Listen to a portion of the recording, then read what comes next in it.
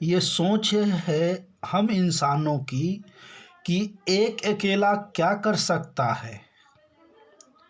पर देख जरा उस सूरज को, वो अकेला ही तो चमकता है।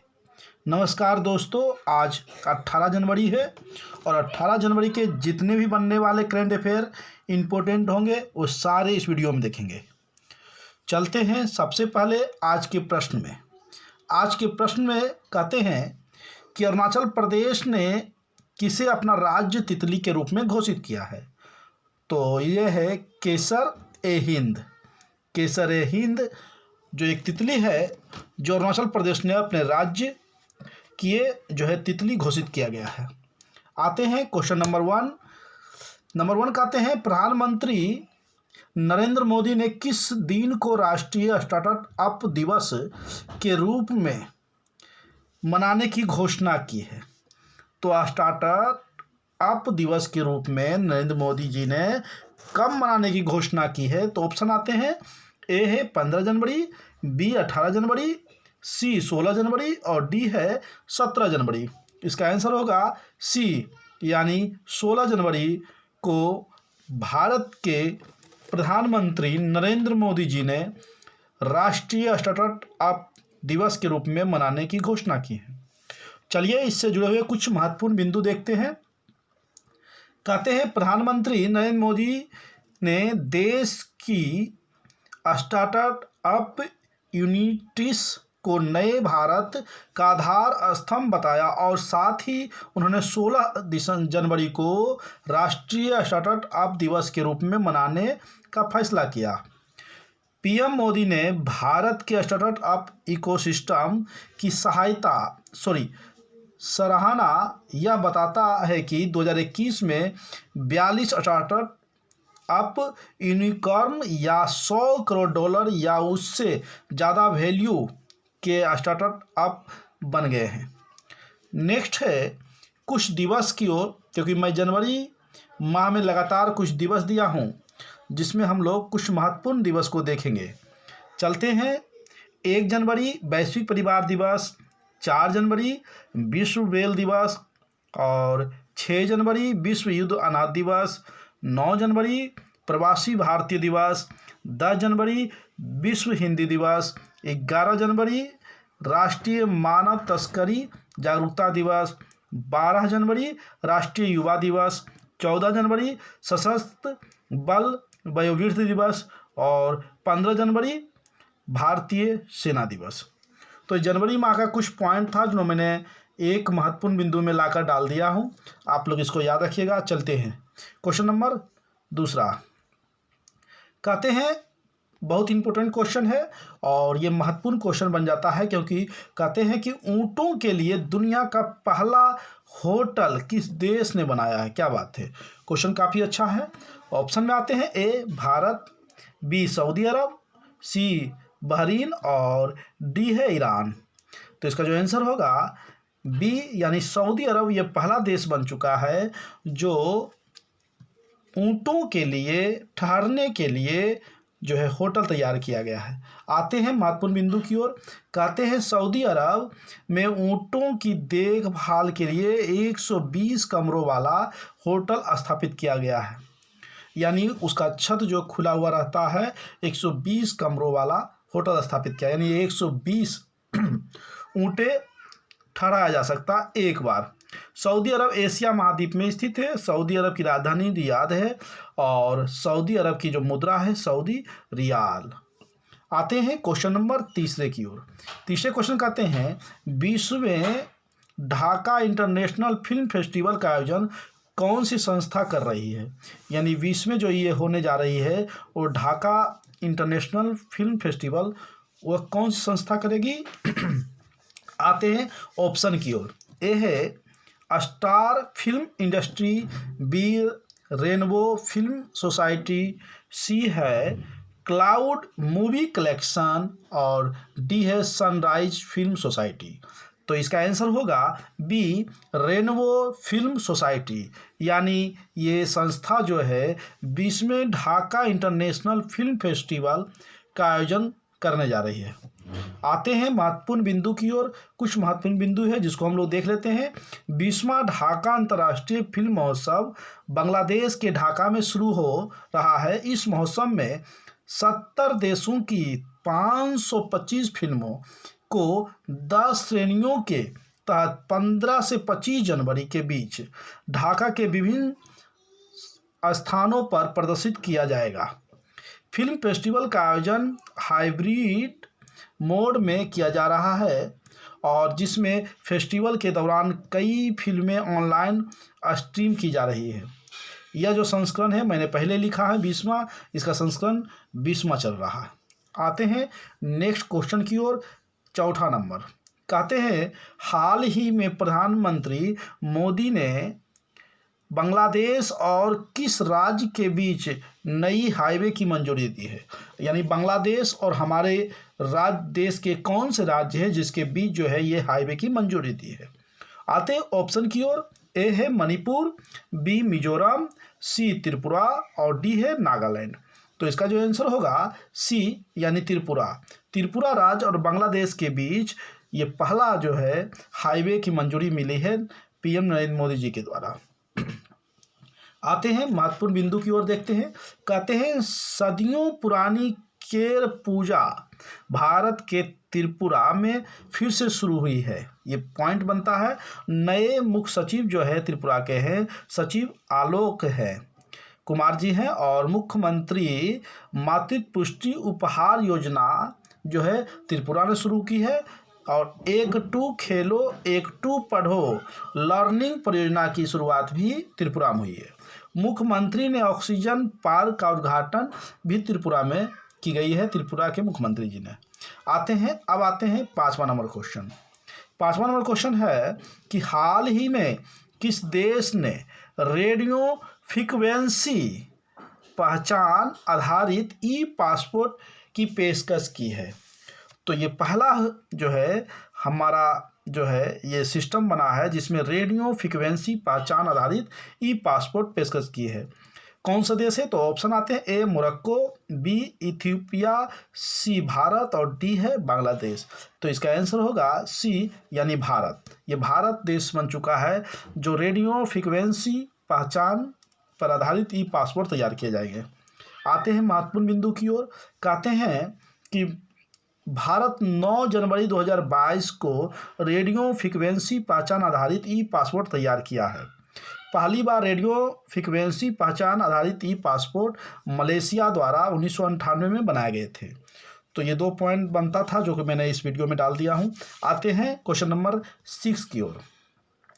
6 कहते हैं हाल ही में किसने अपनी आत्मकथा इंडोमिटेबल लॉन्च की है। इंडोमिटेबल लॉन्च की है।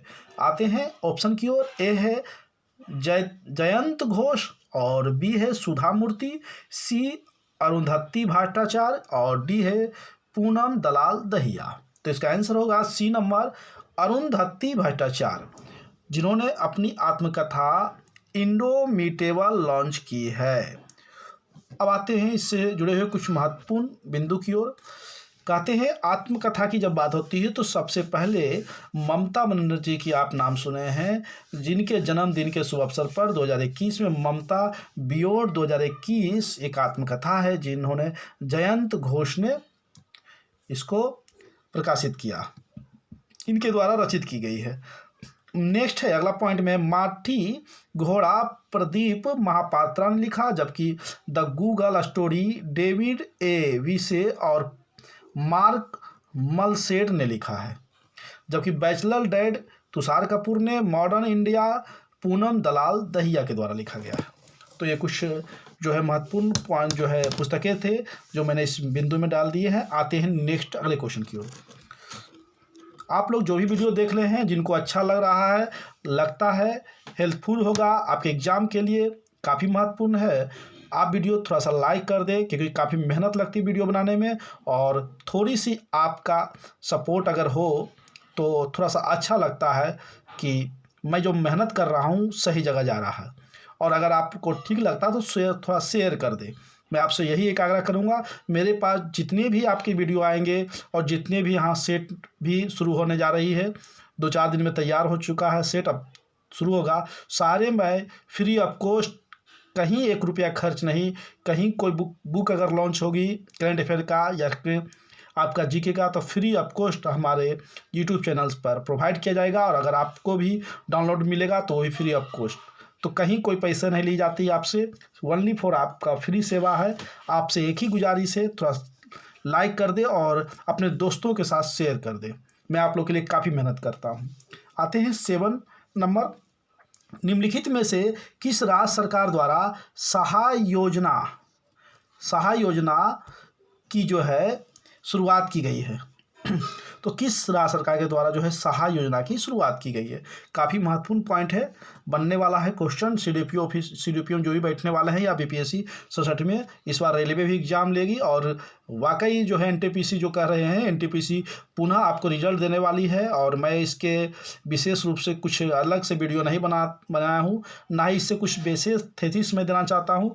लेकिन इतना आप लोग आशा रखिए, जिनका रिजल्ट नहीं हुआ है वो मतलब हतोत्साह नहीं हो, उनको पुनः मौका मिलेगा। और मेरा मानना है कि पुनः रिजल्ट जो है शुद्धिकरण कर आने वाला है। तो आप हिम्मत ना हारे, हिम्मत लगाएं और अपना मेहनत पर जो है ना विशेष ध्यान दें। मेहनत ही आपकी रंग लाएगी। आपकी मेहनत ईमानदारी से चल रही है, आपकी मनोबल अभी भी अगर बरकरार है, हिम्मत लगा हुआ है, तो आपको विश्वास देता हूँ कि आपकी रिजल्ट होगी। और आपका अगले में जिसमें आप बैठने वाले हैं उसमें रिजल्ट आप दीजिएगा। तो आपकी मेहनत लगातार होनी चाहिए और मेहनत ऐसी होनी चाहिए जिसमें ईमानदारी हो। आते हैं ऑप्शन की ओर। सहाय योजना किस राज्य सरकार ने द्वारा शुरू की है? तो ऑप्शन है ए मध्य प्रदेश, बी है छत्तीसगढ़, सी उड़ीसा और डी है झारखंड। तो इसका आंसर होगा डी यानी झारखंड। आते हैं महत्वपूर्ण बिंदु की ओर। महत्वपूर्ण बिंदु में बताया जाता है कि झारखंड सरकार द्वारा सहाय योजना की शुरुआत की गई है।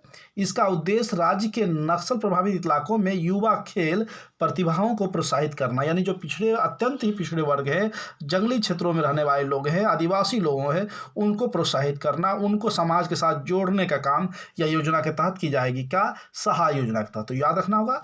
आगे आते हैं, मैंने लिखा है कि झारखंड राज्य बिहार से अलग होकर 15 नवंबर 2000 ईस्वी को ये गठित हुआ है। लास्ट पॉइंट है, जिसका कुल भाग जो है लगभग 46% आती है। कहीं कहीं 45 जो है 0.5% भी आ सकता है, ठीक है ना, या सॉरी 8% भी आ सकता है। तो ये हो सकता है, लेकिन 46% लगभग में याद रखिएगा। आते हैं क्वेश्चन नंबर 8 की ओर। 8वां नंबर क्वेश्चन कहते हैं कि हाल ही में किस राज्य में भारत के पहले अंतर्राष्ट्रीय मध्यस्थता केंद्र उद्घाटन किया गया है? मध्यस्थता केंद्र उद्घाटन किया है। तो ऑप्शन आते हैं, ए आंध्र प्रदेश, बी महाराष्ट्र, सी कर्नाटक और डी है तेलंगाना। तो 8वां का जो आंसर होगा वो होगा ये तेलंगाना। याद रखिएगा, तेलंगाना, डी नंबर। अंतर्राष्ट्रीय मध्यस्थता केंद्र का उद्घाटन तेलंगाना में होने जा रहा है। महत्वपूर्ण बिंदु की ओर देखते हैं। कहते हैं तेलंगाना के हैदराबाद में भारत के पहले अंतर्राष्ट्रीय मध्यस्थता केंद्र का उद्घाटन किया गया है।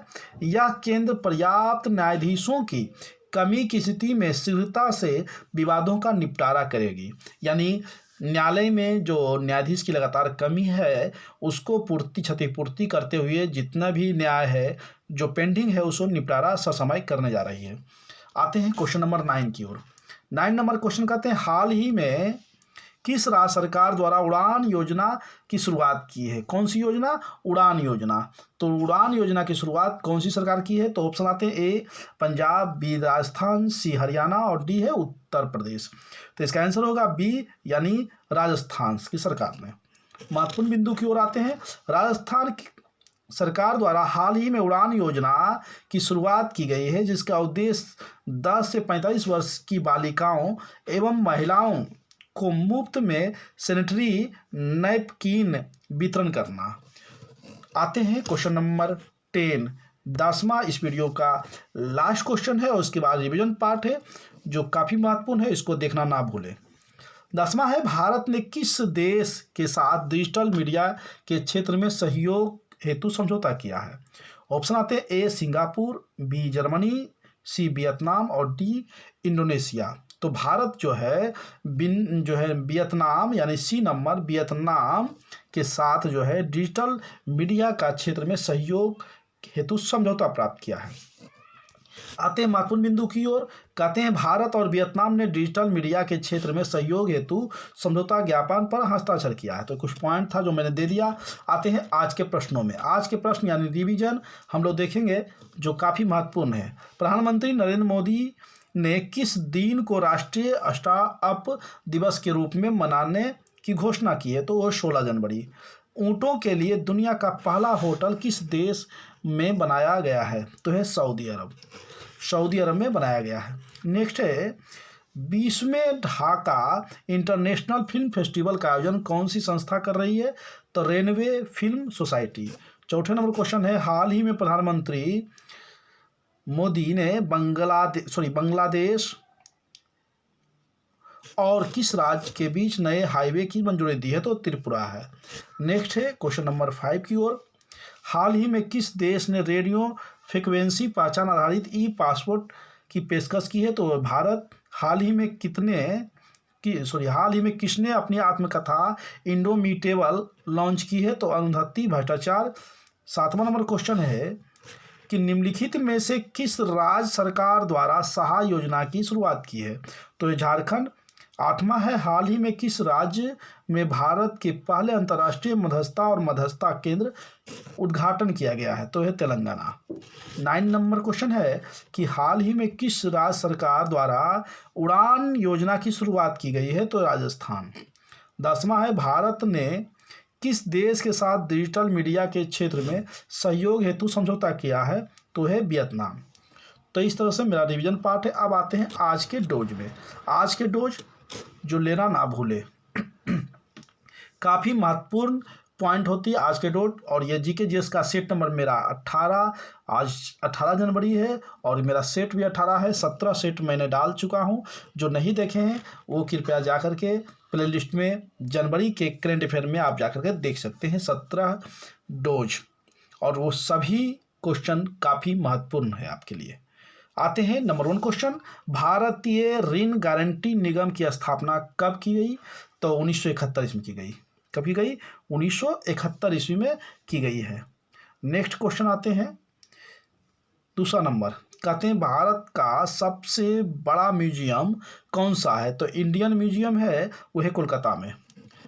नेक्स्ट है बाबा साहेब अम्बेडकर अंतर्राष्ट्रीय हवाई अड्डा कहाँ स्थित है? तो ये नागपुर में। किसे जेलीफिश के नाम से जाना जाता है? तो है ओरिलिया जिसे हम जेलीफिश के नाम से जानते हैं। 5वां नंबर क्वेश्चन है बंधुआ मजदूर उन्मूलन आंदोलन किसने किया था? तो है स्वामी अग्निवेश ने। स्वामी अग्निवेश के द्वारा बंधुआ मजदूर उन्मूलन आंदोलन प्रारंभ हुई थी। आते हैं क्वेश्चन नंबर 6 की ओर। 6 कहता स्टैंड अप इंडिया को कब मंजूरी दी गई? 6 जनवरी 2016 ईस्वी को। 7वां है किस आयुर्वेदाचार्य ने तक्षशिला विश्वविद्यालय में शिक्षा प्राप्त की? तो है जीवक।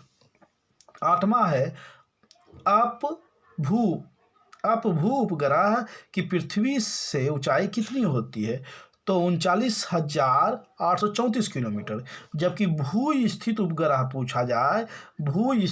अगर आपसे पूछा जाए तो याद रखिएगा भू स्थित उपग्रह 36,000 किलोमीटर होती है। कितना? 36,000 किलोमीटर होती है।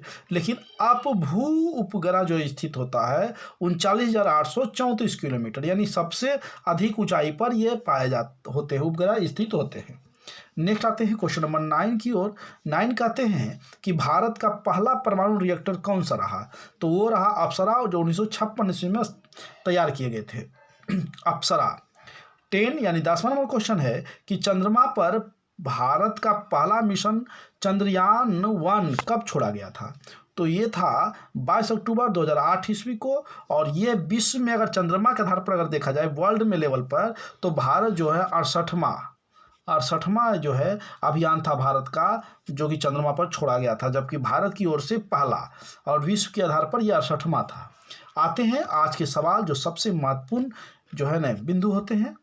कहते हैं इसका क्वेश्चन आप कमेंट बॉक्स पर दें और मैं आशा करता हूं कि सभी लोग इसका आंसर देंगे। हाल ही में 15 से 18 वर्ष के सभी बच्चों का टीकाकरण करने वाला देश का पहला केंद्र शासित प्रदेश कौन सा बना है? तो ऑप्शन है ए दिल्ली, बी चंडीगढ़, सी लक्षद्वीप और डी है लद्दाख। जो भी पिछले वीडियो देखे हैं वो इसका आंसर आराम से दे सकते हैं।